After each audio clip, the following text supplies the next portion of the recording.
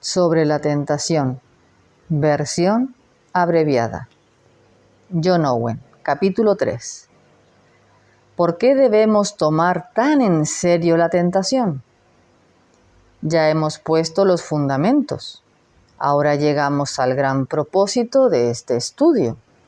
Es el gran deber de cada creyente hacer todos los esfuerzos usando los medios que Cristo ha dado para no caer en la tentación. ¿Por qué es tan importante este deber? Vamos a pensar en las respuestas que la Biblia nos da. 4 razones bíblicas de por qué debemos tomar seriamente este deber. Razón número 1. El Señor Jesucristo nos dio una pauta para la oración diaria. En este patrón, una de las peticiones es: no nos metas en tentación, mas líbranos del mal. Esta petición puede ser parafraseada en esta forma: trata con nosotros de tal manera que seamos librados poderosamente de aquella maldad que nos ocasiona a entrar en tentación. Nuestro Salvador bendito sabe cuán peligrosa es la tentación y cuánto necesitamos la ayuda de Dios para guardarnos sin caída.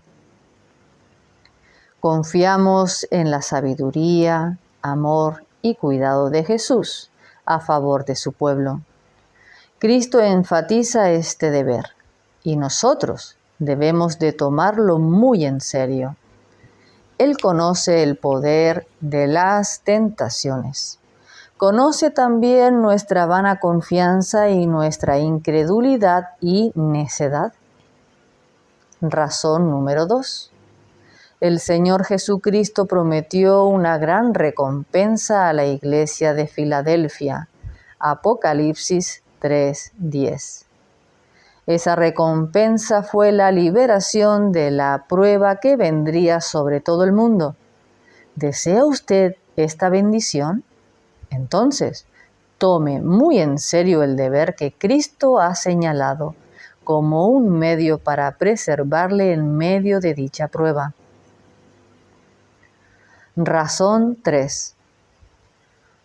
Cuando consideramos las consecuencias desastrosas que han sido el resultado en los hombres, tanto malos como buenos, que han entrado en tentación, la sabiduría exige que tomemos este deber muy seriamente. Estas consecuencias desastrosas pueden ser ilustradas de la experiencia de 2 clases distintas de personas. Personas que parecen ser, pero que no son creyentes genuinos. Estas personas son descritas por el Señor Jesucristo en la parábola del sembrador como los que reciben la palabra con gozo, pero estos no tienen raíces. Creen por algún tiempo y en el tiempo de la prueba, la tentación, se apartan. Lucas 8:13. En cada época hay personas como estas. Ellos parecen tener un buen comienzo en la vida cristiana, pero tarde o temprano caen en el tiempo de la tentación y abandonan su profesión de fe en Cristo. Estas personas también son descritas por el Señor Jesús como un hombre insensato que edificó su casa sobre la arena. ¿Qué le sucede a este tipo de casa? Proporciona abrigo a estas personas por un tiempo, pero cuando viene la prueba de los días de tormenta, la casa caerá y grande será su ruina. Vemos el caso de Judas, quien siguió al Señor Jesucristo por 3 años. Nadie salvo Jesús podía ver la diferencia entre Judas y los demás discípulos. Tan pronto como Judas entró en la tentación, cayó y nunca fue restaurado. Demas se identificó a sí mismo con el apóstol Pablo hasta que el mundo le venció y entonces desamparó a Pablo. Segunda de Timoteo 4:10. Para tal tipo de personas, creyentes falsos, entrar en tentación resulta en su apostasía. En muchos casos la apostasía es tan evidente que todos la pueden ver, pero en otros casos solamente será evidente en el día del juicio. La Biblia da muchas ilustraciones de las consecuencias desastrosas de creyentes genuinos que entraron en tentación. Vamos a limitarnos a unos pocos ejemplos. Adán fue creado en la imagen de Dios con una naturaleza santa y por lo tanto no estaba sujeto a los deseos pecaminosos de una naturaleza caída.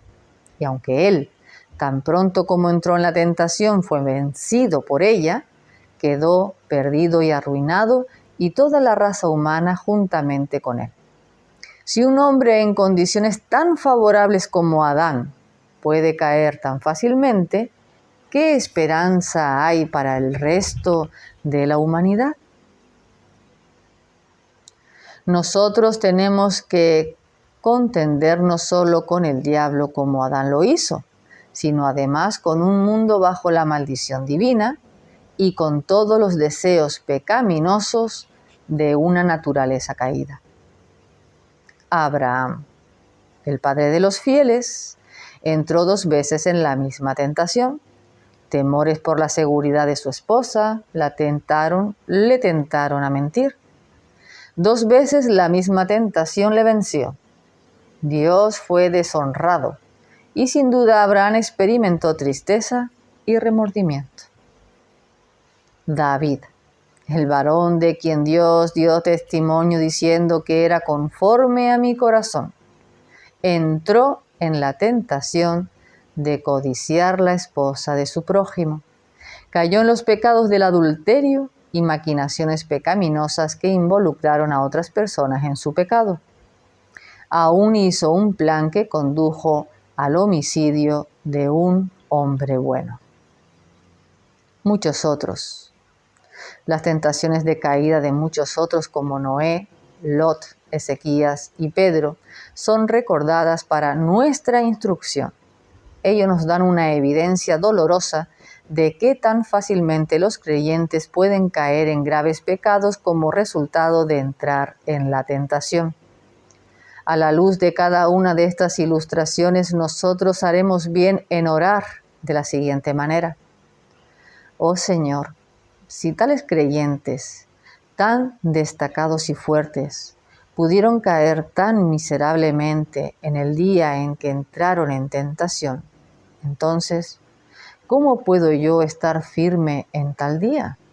Oh, guárdame para que no entre en tal tentación. Dios nos ha dado muchas advertencias y muchos ejemplos de otros que han caído en pecado cuando fueron tentados. Y a pesar de esto, hoy en día muchos creyentes van sin ningún temor corriendo hacia el camino de la tentación, aunque tienen que pasar por encima de los cuerpos de los muertos y heridos que cayeron antes en el mismo camino. Lo hacen sin temblar. ¡Qué extrema tontería! Y razón número 4.